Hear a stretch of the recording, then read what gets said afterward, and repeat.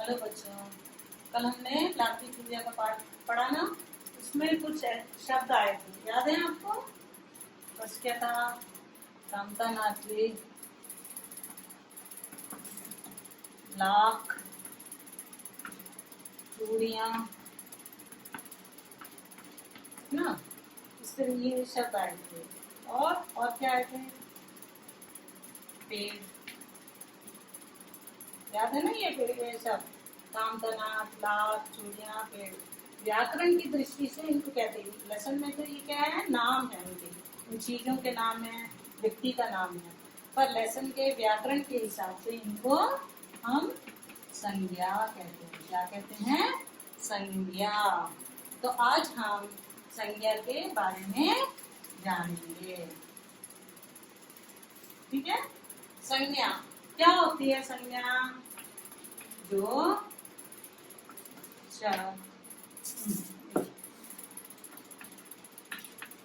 जिस शब्द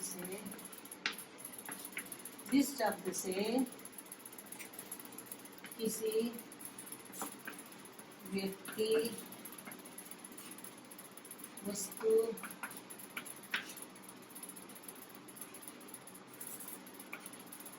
स्थान या भाव के नाम का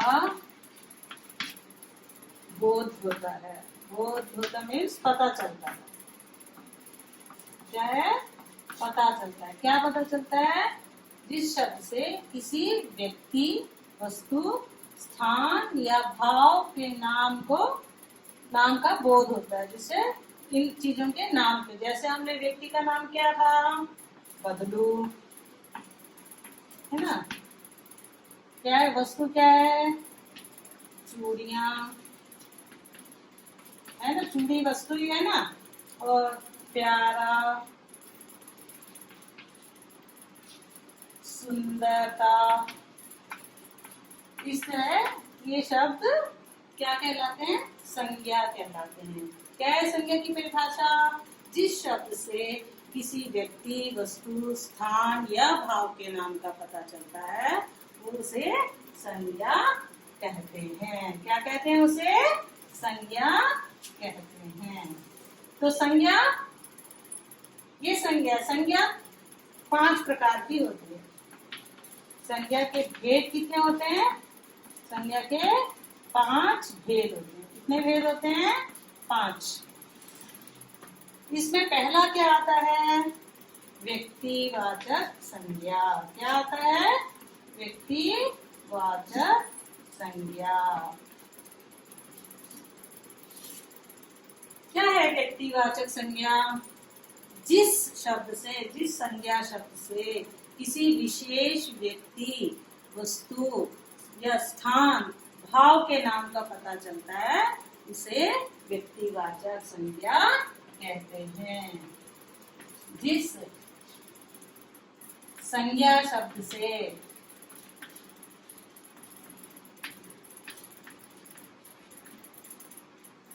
किसी विशेष व्यक्ति, वस्तु, स्थान का पता चलता है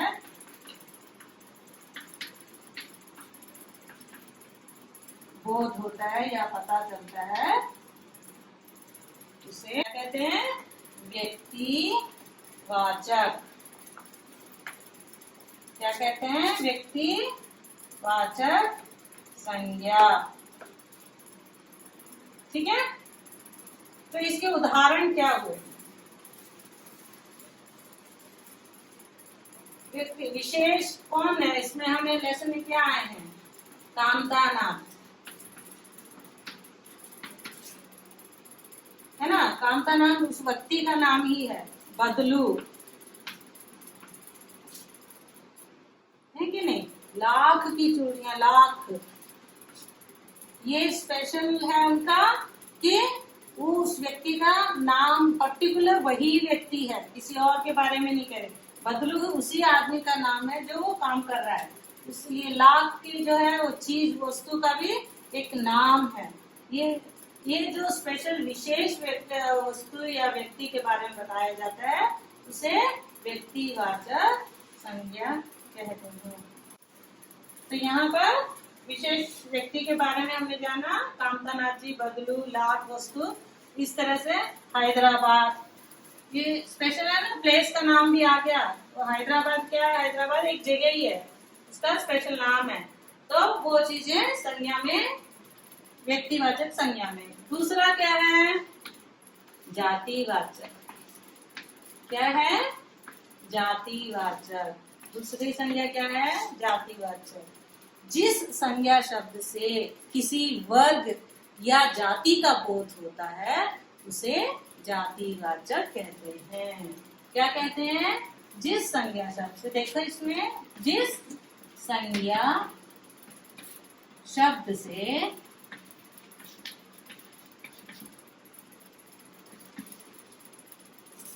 संपूर्ण जाति का, संपूर्ण वर्ग या जाति का बोध होता है या पता चलता है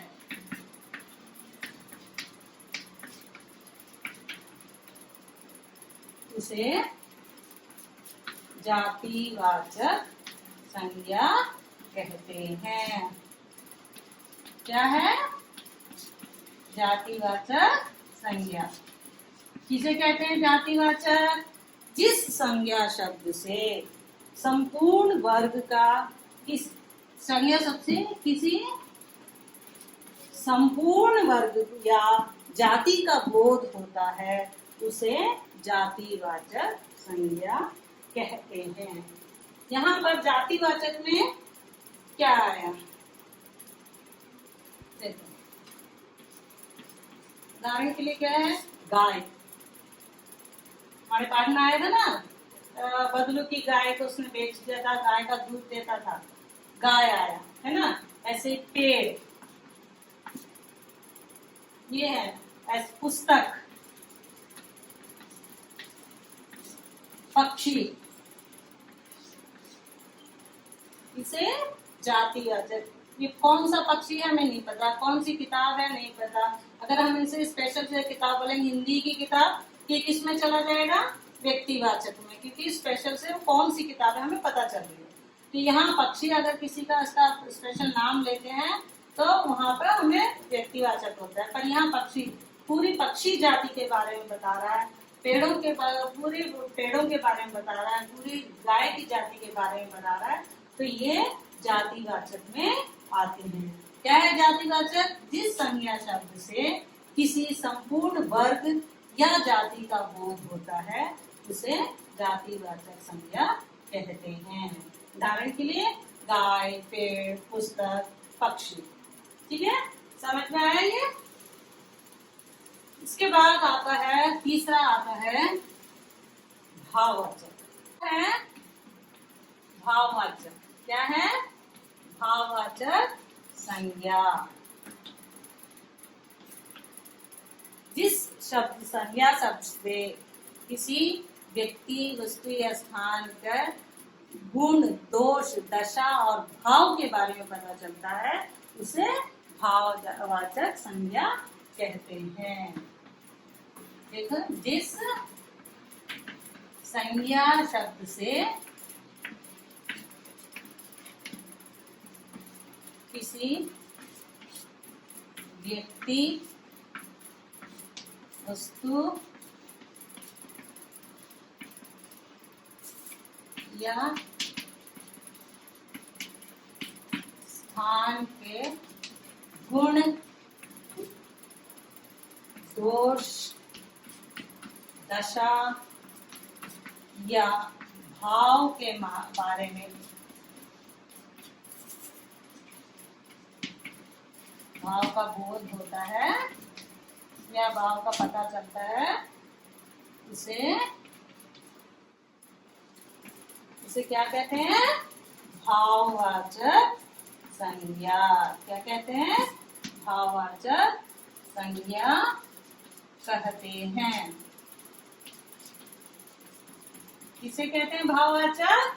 जिस संज्ञा शब्द से किसी व्यक्ति, वस्तु, स्थान के गुण, दोष, दशा और भाव का पता चलता है, उसे भाववाचक संज्ञा कहते हैं। इसके उदाहरण देखिए, मानवता,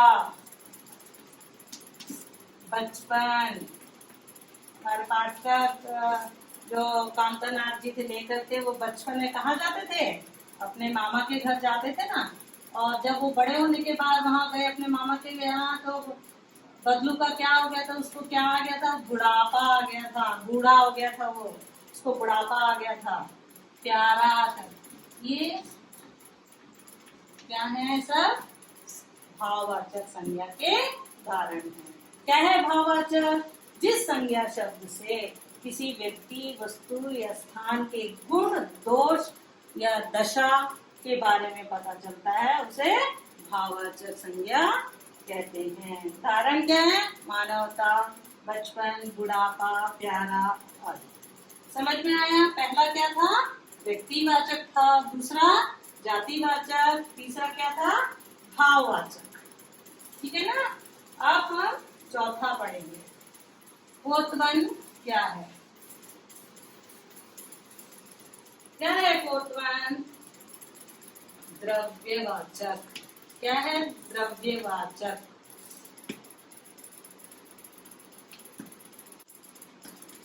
जिस संज्ञा शब्दों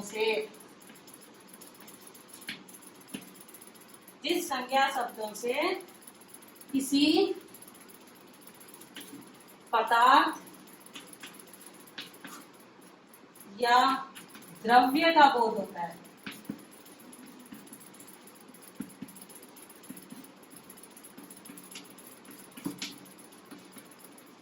उसे द्रव्यवाचक कहते हैं। क्या कहते हैं? द्रव्यवाचक।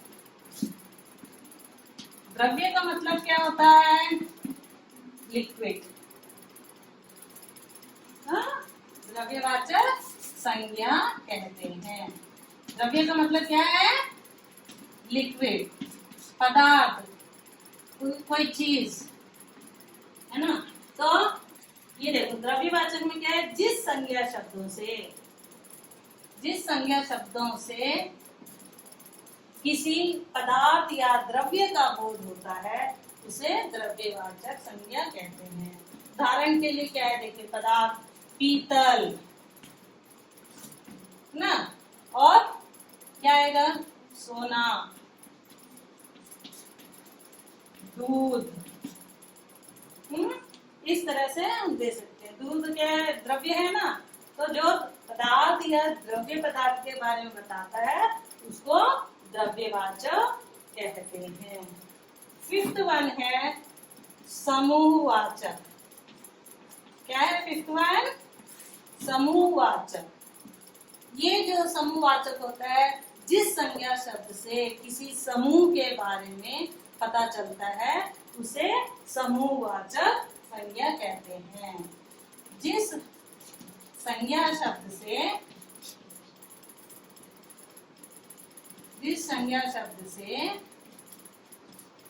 किसी समूह का बोध होता है,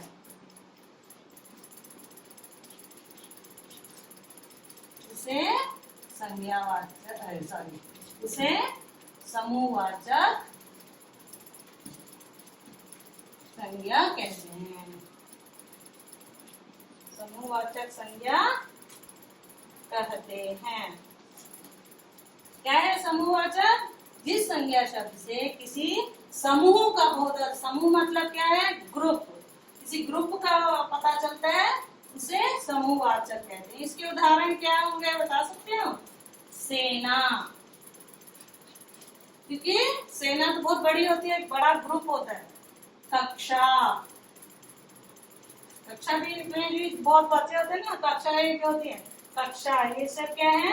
झुंड या परिवार। परिवार में भी ग्रुप होता है। एक व्यक्ति तो परिवार नहीं होता, उसके अंदर कम से कम 3 या 4 लोग रहते हैं, एक समूह जैसा होता है, वो समूह समूहवाचक कहलाता है। क्या होता है? द्रव्यवाचक क्या है? जिस संज्ञा शब्दों से किसी पदार्थ या द्रव्य का बोध होता है उसे द्रव्यवाचक संज्ञा कहते हैं। उदाहरण के लिए क्या कहा था हमने? पदार्थ का था पीतल या सोना, द्रव्य था दूध, ठीक है।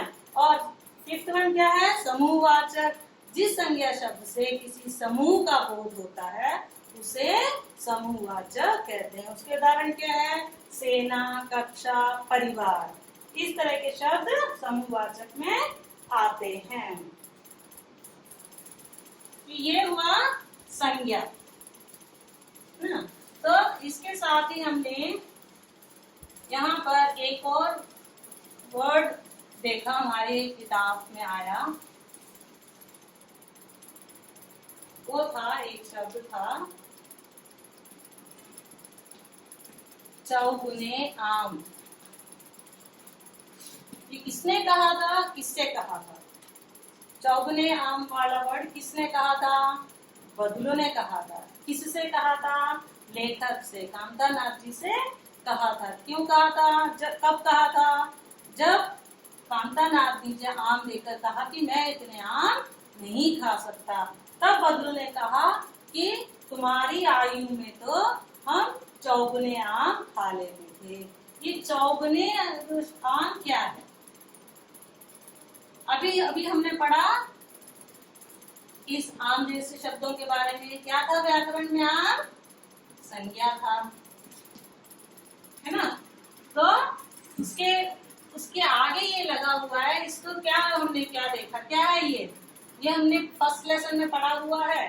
क्या पढ़ा था फर्स्ट लेसन में हमने? विशेषण।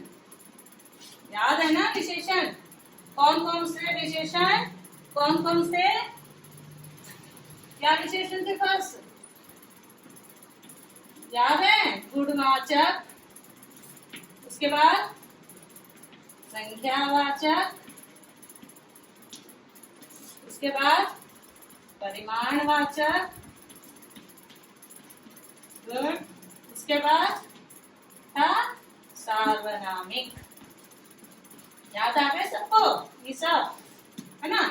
इनमें हमने इन सब के बारे में पढ़ा। संख्यावाचक में हमने दो तरीके के बताए थे, निश्चित और अनिश्चित। परिमाणवाचक में भी दो तरह के बताए थे। तो अभी हम इस संख्यावाचक के, निश्चित संख्यावाचक के बारे में जानेंगे। ये चौगुने शब्द ये निश्चित संख्यावाचक में ही है, पर इसमें भी कुछ विशेषण और है। निश्चित संख्यावाचक,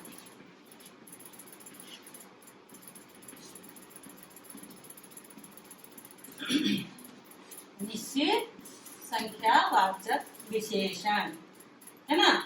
तो हमने कल संख्यावाचक पढ़ा था, याद है ना? 2, 4, 5 या एक, थोड़ा बहुत, ये सब निश्चित अनिश्चित संख्या में हमने पढ़ा था। यहाँ निश्चित संख्या में भी 5 तरीके के हैं। कितने हैं ये? 5 तरीके के हैं। पहला है पूर्ण संख्यावाचक। पूर्ण संख्यावाचक विशेषण, है ना। तो इसमें क्या कैसे बताया जाता? पूर्ण संख्या मीन्स 1, 2, 4, इस तरह से जो हम पूर्ण संख्या बोलते हैं वो, ठीक है। और अपूर्ण संख्यावाचक, अपूर्ण संख्यावाचक, इसमें क्या होता है? आधा, पाव, इस तरह से। ये पूरा नहीं है ना, आधा है। उसके बाद आता है क्रम संख्या। क्या आता है? क्रम संख्यावाचक। इसमें क्या था? पहला, दूसरा, तीसरा, ठीक है। फोर्थ में आता है आवृत्ति। आवृत्ति, आवृत्ति संख्या वाचक विशेषण, संख्यावाचक विशेषण, है ना। यहाँ पर हमारा ये चौगुना शब्द आया। ये आवृत्ति संख्यावाचक हम कैसे देखते हैं? दुगना है तो सब संख्या ही, दुगना तिगना ये सब संख्या ही है, पर उसमें टाइप्स ऑफ संख्या के हैं, दुगना तिगुना, इस तरह से चौगुना। याद है ना हमारा? तो ये वाला चौगुना शब्द क्या हुआ विशेषण में? आम संज्ञा है, आम की विशेषता चौगुने बता रहा है। ये शब्द विशेषण है, विशेषण में कौन सा है? संख्यावाचक है। संख्यावाचक में कौन सा है? आवृत्ति संख्यावाचक। क्या है? आवृत्ति संख्यावाचक। इसके बाद आता है फिफ्थ वन आता है प्रत्येक बोधक। क्या है? प्रत्येक बोधक। प्रत्येक बोधक विशेषण है ना। इसमें हम क्या करते हैं? हर चीज का हर एक काउंट करते हैं, एक एक दो, एक एक के लिए, हर एक के लिए, प्रत्येक के लिए जो वर्ड यूज किया जाता है वो होता है प्रत्येक बोधक। इसमें अब पता चला निश्चित संख्यावाचक में ही कितने हैं? 5 हैं। पहला है पूर्ण संख्यावाचक, जिसमें 1 2 3 4 ऐसे आता है। अपूर्ण संख्यावाचक आधा, पाव, पौने आता है। क्रम संख्यावाचक पहला, दूसरा, तीसरा। और आवृत्ति संख्यावाचक में दुगना, चौगुना, तिगुना। ऐसे ही फिफ्थ में आता है प्रत्येक बोधक। ये है एक एक के बारे में, हर एक चीज के बारे में बताने वाला प्रत्येक बोधक विशेषण है। इस तरह से ये विशेषण शब्द है। समझ में आया? एक बार याद करें कि क्या क्या पढ़ा था हमने पहले? संज्ञा के बारे में पढ़ा था, व्यक्तिवाचक संज्ञा, जातिवाचक संज्ञा, भाववाचक संज्ञा, द्रव्यवाचक संज्ञा और समूहवाचक संज्ञा। ये सारे संज्ञा थे। उसके बाद हमने पढ़ा विशेषण, जो ऑलरेडी हम कल पढ़ चुके हैं विशेषण पाठ। उसमें का हमने एक लिया चौगुने आम। आम की विशेषता चौगुने बता रहा है। इसके बारे में हमने जाना कि ये विशेषण है और इसमें संख्यावाचक है। संख्यावाचक में ये आवृत्ति संख्यावाचक विशेषण है। तो आज के पाठ में हमने इतना पढ़ा। याद करना, कोशिश करना, फिर कल से कल पूछूंगी इसके बारे में। धन्यवाद।